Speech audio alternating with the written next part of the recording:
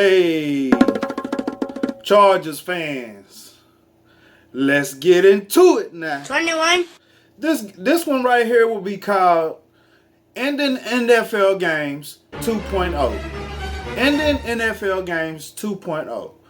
My little top 10, Y'all know I love doing top 10. So, let's get into it now. Number one. My number one would be milking the clock. Milking the clock. Because in the NFL, at the end of games, you're going to be in situations where you got to do a whole bunch of coaching stuff. Like, you got to know the rule book. You got to know when to call timeouts. You got to know when to spike the ball, when to keep people in balance. This is going to be my little top 10. Okay, number two would be running the ball. Running the ball on offense at the end of games. You got to make sure it count, man. You really do got to make sure it count, because teams will stop you. And if a team stop you when you only got 2 minutes left on the clock and they got all their timeouts, you in big time trouble. You don't want to do that. I'm just saying, you do not want to do that. Okay, so my number three will be throwing on third down in the closing seconds of a game. Yeah. Throwing on third down in the closing seconds of games. You need to do less of this. I know sometimes you get caught in a situation where you running the ball and you might get stopped, but throwing on third down and you only up by a couple of points and the other team got their timeouts, you got to always plan for this. Number four, it will be called special teams, the kick game, and prevention defense.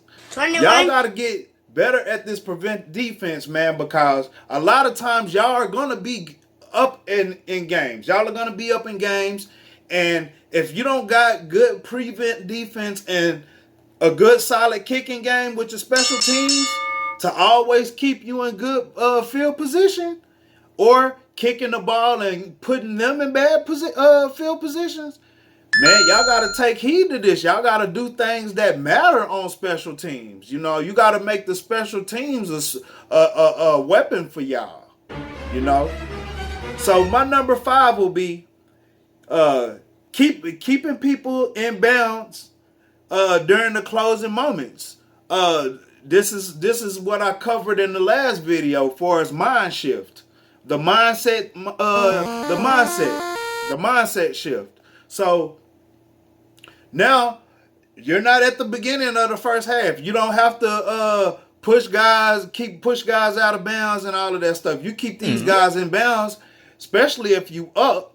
You keep these guys in bounds to make sure they spend all their time. That's your mindset shift. It got to be to, we're not pushing players out of bounds late in the fourth quarter. We're not doing that no more.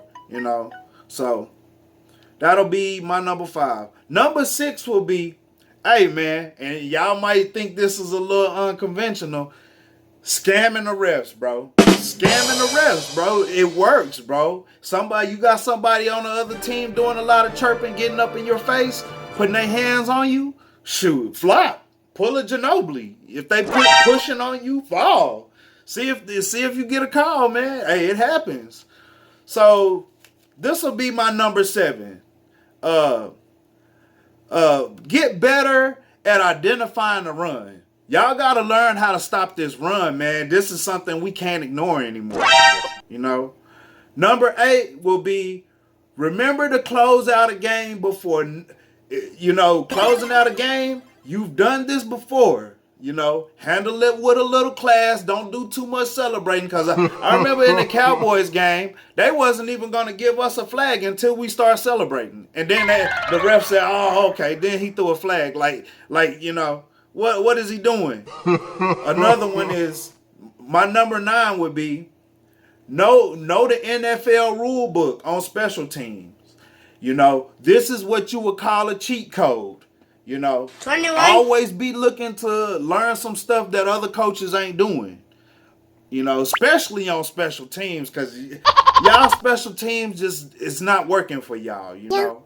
My number 10, and which will be my final one, is calling plays on special teams. Try to start y'all drives on the 40-yard line. That's all you got to try to do on special teams is try to start on the 50. You know, something else has to work for the team too. It just can't be Justin Herbert. It has to be special teams or defense. You know, because we do have